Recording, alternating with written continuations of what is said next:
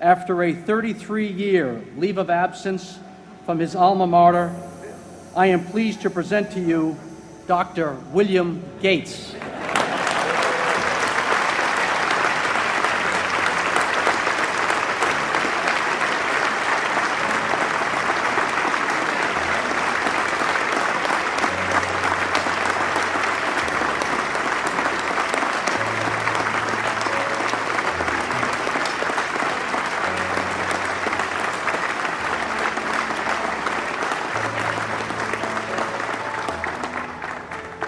Thank you.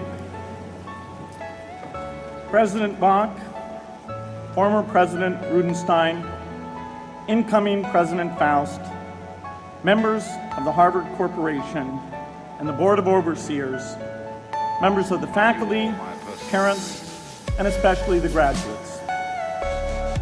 I've been waiting more than 30 years to say this. Dad, I always told you I'd come back and get my degree.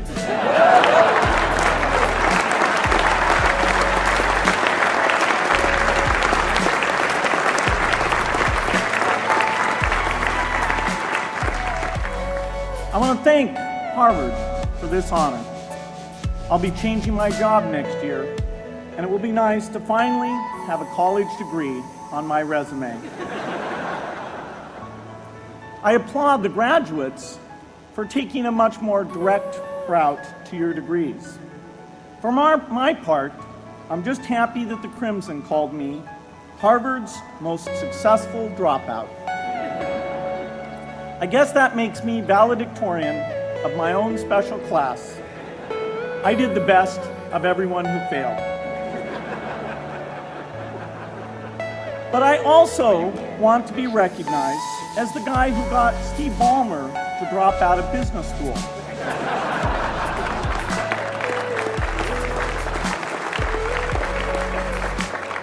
I'm a bad influence. That's why I was invited to speak at your graduation. If I'd spoken at your orientation, fewer of you might be here today.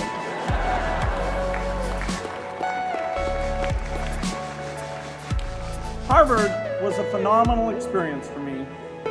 Academic life was fascinating.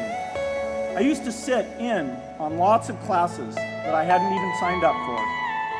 And dorm life was terrific. I lived up at Radcliffe in Currier House.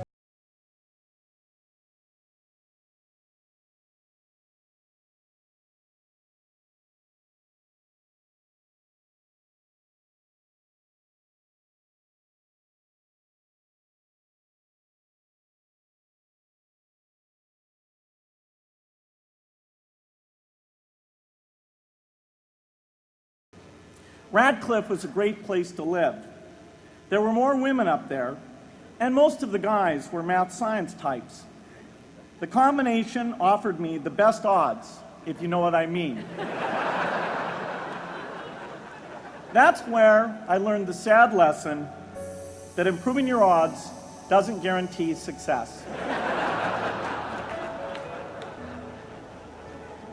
One of my biggest memories of Harvard came in January 1975 when I made a call from Currier House to a company in Albuquerque, New Mexico that had begun making the world's first personal computer. I offered to sell them software. I worried they would realize I was just a student in a dorm and hang up on me. Instead, they said, "We're not quite ready. Come see us in a month," which was a good thing because we hadn't written the software yet.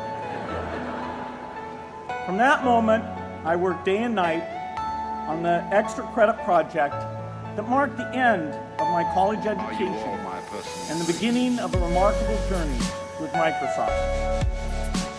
What I remember above all about Harvard was being in the midst of so much energy and intelligence. It could be exhilarating, intimidating, sometimes even discouraging, but always challenging. It was an amazing privilege, and though I left early, I was transformed by my years at Harvard, the friendships I made, and the ideas I worked on. But taking a serious look back, I do have one big regret. I left Harvard with no real awareness of the awful inequities in the world, the appalling disparities of health and wealth and opportunity that condemn millions of people to lives of despair.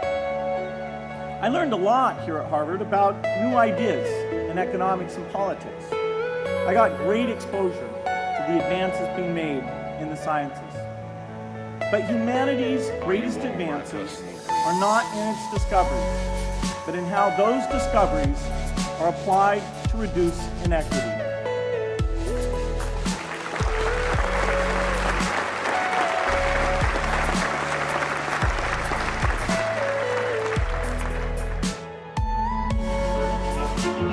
I applied for Harvard for 10 times rejected. When KFC came to China, I say, 24 people went for the job. 23 people were accepted. I was the only one guy. One of the secret sources for Alibaba's success is that we have a lot of women. 47% of our company are women. If you want to win in 21st century, empower others, making sure the other people better than you are, then you will be successful. So I find the women, they think about the others more than they think about themselves. China today is the second largest economy in the world. China should pay attention to the quality of the economy. Just like a human growth, certain time the slow of growth of your body is slow, but you should grow your mind, grow your culture, grow your value, grow your wisdom. I think China is moving to that direction. When you have $1 billion, that's not your money. That's the trust society gives on you.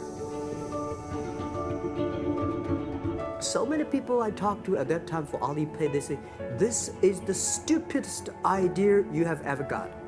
But I think, I don't know the stupid or clever, as long as people use it. Now we have 800 million people using this Alipay. Tai Chi is about how you balance, how you work, like competition.